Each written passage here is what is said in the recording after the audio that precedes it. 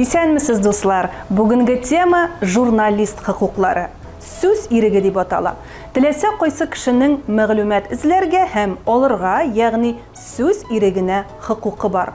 Сүз иреге ул катлаулы төшенчә. Ул журналистлар өчен теләсә кайсы вакыйгалар турында мәгълүмат туплый алу, теләсә кайсы мәгълүматның чыганакларына мөрәҗәгать итү һәм үзләре теләгәнчә язу дигәнне аңлата.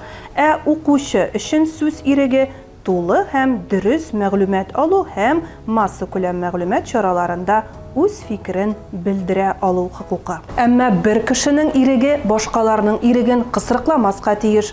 Журналистның мәгълүмат җыю иреге бар, әмма ул башкаларның хокукларын кысу һәм аңа матди, әхлаки зыян салуга китермәскә тиеш. Шуны истә тотыгыз. Һәрбер кешенең шәхси тормыш иминлегенә, гаилә серенә, үз исемен сакларга һәм якларга хокукы бар.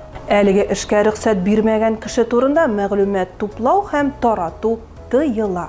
Шулай ук милли низакларны, дошманлыкны, социаль, милли яки дин ягыннан өстенлекне пропагандалау тыела. Билгеле, һәр журналист дәүләтнең төп законнар җыелмасы белән таныш булырга һәм анда язылган нормаларны яхшы белергә тиеш. Чөнки хокукый нормаларны белүче журналист үз дәрәҗәсен генә түгел, үзе эшләгән мәгълүмат чарасының да дәрәҗәсен күтәрә. Журналист хокукларын һәм вазифаларын чагылдыручы тагын бер документ бар. Россиянең масса күләм мәгълүмат чаралары турында законы. Ирек ул җаваплылык дигән сүз. Димәк, бу аерым бурычлар һәм хокуклар дигәнне аңлата. Алар масса күләм мәгълүмат чаралары турында законда урын алган. Дөрес булмаган мәгълүмат тарату кеше хокукларын бозу дип бәяләнергә мөмкин.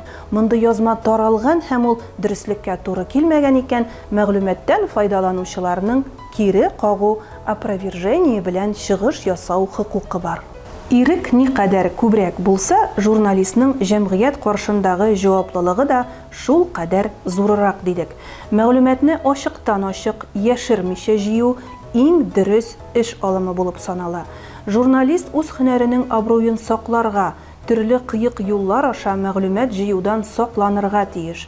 Бу журналистка җитешсезлекләрне курыкмыйча күрсәтергә мөмкинлек бирә.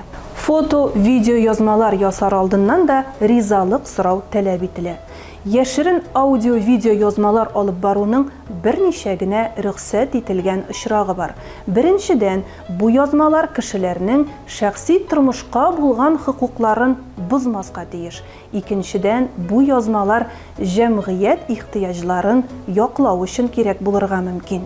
Һәр журналист язма язар алдыннан бу фикерләремнең аудиторияга тәэсире нинди булыр дип уйланырга тиеш. Чөнки журналист үзе дә сизмәстән халык арасында тавыш чыгуга, бәхәс кузгалуга, фикер уянуга сәбәпче була. Шул рәвешле ул җәмгыять тормышына тәэсир ясый. Бигрәк тә үтереш, ришвәтчелек, теракт, суд эшләре, җинаятьчелек белән бәйле темалар яктыртылганда укучы битараф кала алмый. Халык газета битләрендә басылган яки эфирдан яңгыраган андый хәбәрләр турында озаклап гәп куерта. Мәгълүмат чыганагы белән эшләү аерым бурычлар билгели.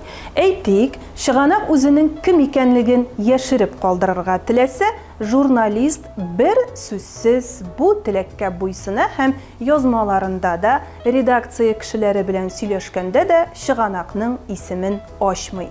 Чыганакның исемен күрсәтмәү әхлаки кагыйдәләрдән чыгып билгеләнә һәм ул кешенең алга табада ышанычын, хезмәттәшлек итү теләген җуймас өчен эшләнә.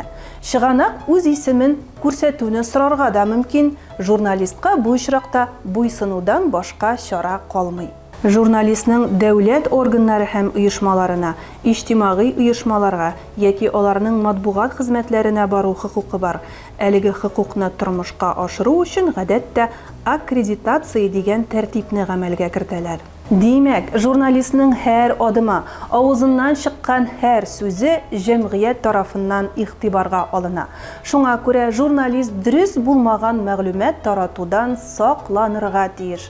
Дәлилсез фактлар, түбәнсетүче бәяләмәләр, кешенең дәрәҗәсенә зыян салучы фикерләр булырга тиеш түгел. Зыян салма, бу журналистның төп кагыйдәсе. Мин журналист булам дигән Telegram каналыбызга языл һәм онлайн дәресләрдә катнаш. Бүгенгә сау бул!